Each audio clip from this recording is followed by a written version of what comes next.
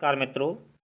आज मैं आपको एक 1.5 फुटिया साधना के विषय में जानकारी दे रहा हूँ कि 1.5 फुटिया जो साधना है मित्रों, वो बहुत उग्र शक्ति है और हर किसी के साधक के वो बस में आती नहीं है। साधना तो आप कर लोगे, सिद्ध तो कर लोगे, लेकिन आप उसके क्रियाकलाप को नहीं समझ पाओगे, क्योंकि बहुत उग्र शक्ति है, बहुत चंचल शक्ति है।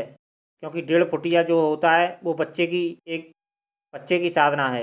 और 1.5 फुटिया जो होता है बच्चा होता है स्वभाव में और बहुत चंचल होता है, क्योंकि उसके जो परिणाम देखे गए हैं कि मैं एक बार मित्रों धर्म रहस्य चैनल पे एक वीडियो देख रहा था। कभी कभार मनोरंजन के लिए देख लेते हैं, जब मन करता है तभी देख लेते हैं, कोई ऐसी दिक्कत नहीं है।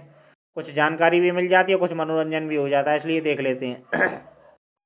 क्योंकि जानकारी लेना कहीं से ज्ञान लेना तो कोई आवश्यक नहीं है, क्योंकि कहीं ना कुछ मिलता ही है। तो मित्रों मेरा यही अनुभव है कि उस वीडियो में यही बताया था, धर्म रहस्य के चैनल जो चलाते हैं, कि 1.5 फुटिया जिस साधक ने साधना की थी वो साधना तो उसको एक दिन में सिद्ध हो गई थी, क्योंकि ऐसी काफ़ी अनेक साधनाएं हैं जो एक दिन में सिद्ध हो जाती हैं। लेकिन कभी कभी कुछ शक्तियाँ ऐसी प्रभाव छोड़ जाती हैं जीवन में आदमी के कि ताउम्र उसे साधक भूल नहीं सकता है। साधक कहो या फिर कुछ भी कहो, कोई भी शक्ति कभी कभी ऐसा प्रभाव छोड़ जाती है जीवन में कि उसे जीवन भर पछताना पड़ता है और हमेशा अफसोस करके रह जाता है कि मैंने इस चीज़ को क्यों छेड़ा। तो उस वीडियो में यही बात निकल के आई थी मित्रों कि किसी ने कहीं से उसने विधान ले लिया साधक ने, और साधना भी सिद्ध हो गई एक दिन में, एक रात्रि में। लेकिन मित्रों उसकी पत्नी का गर्भ गिर गया, उसकी पत्नी को उसने फंसा लिया उस शक्ति ने, उसने, क्योंकि उसमें उसने उसने अपना सुरक्षा कवच तो कर लिया मित्रों। क्योंकि उग्र शक्तियों में कवच अनिवार्य होता है, तो जिसने वो विधान बताया था तो उसने कवच भी बताया था, तो कवच तो उसने कर लिया अपना। लेकिन मित्रों वो एक कमी छोड़ गया कि उसने कीलन नहीं किया घर का। क्योंकि दो चीज़ होती हैं ये मित्रों, किसी भी उग्र शक्ति को साधने के लिए तो दो चीज़ होती हैं मित्रों जो जीवन बहुत ज़रूरी होती हैं। एक कवच होता है जो अपने लिए होता है, और कीलन होता है घर के लिए। क्योंकि घर में अगर कोई भी सदस्य है, कीलन होता है घर के लिए, क्योंकि घर का कीलन होता है कि जिसमें जिस कीलन को हम सिद्ध करते हैं, कीलन कीलन शक्ति को सिद्ध करते हैं, उसमें कई देवी देवताओं की शक्ति जुड़ी होती है। तो वो देवी देवता हमारे घर की सुरक्षा करते हैं, वो शक्ति को हावी नहीं होने देते हैं। लेकिन यदि हम बिना कीलन के और कवच के, केवल कवच से हमारी हमारी स्वयं की सुरक्षा होती है, कवच से परिवार की सुरक्षा नहीं होती है। परिवार की सुरक्षा तब होगी जब हम उनको कवच पहनाएंगे या फिर कवच उनके ऊपर करेंगे।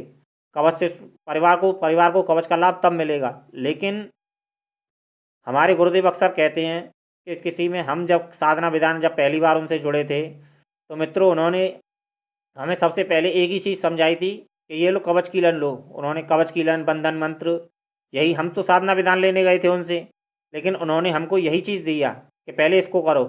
वो करीब नहीं तो महीने, 1.5 महीने, 2 महीने का करीब प्रोसेस था। उसमें कई चीज़ थी, कवच था, कीलन था और बंधन मंत्र था, और भी एक आध दो चीज़ें थी। तो मित्रों उन्होंने हमको यही दिया। तो हमारी समझ में नहीं आया कि हम तो यहाँ साधना विधान लेने आए थे और हमें ये कवच कीलन पकड़ा रहे हैं।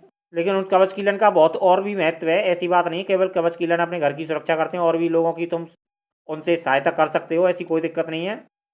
लेकिन यही बात हमारे गुरुदेव बार बार कहते हैं कि कवच कीलन का तंत्र में बहुत महत्व है, और उग्र शक्तियों में खास करके। क्योंकि मित्रों तंत्र में इसीलिए तंत्र बदनाम है, क्योंकि आदमी जानता तो कुछ है नहीं तंत्र के विषय में, और गलत शक्तियों को छेड़ बैठता है, और उसके परिणाम भी उसके गलत आते हैं।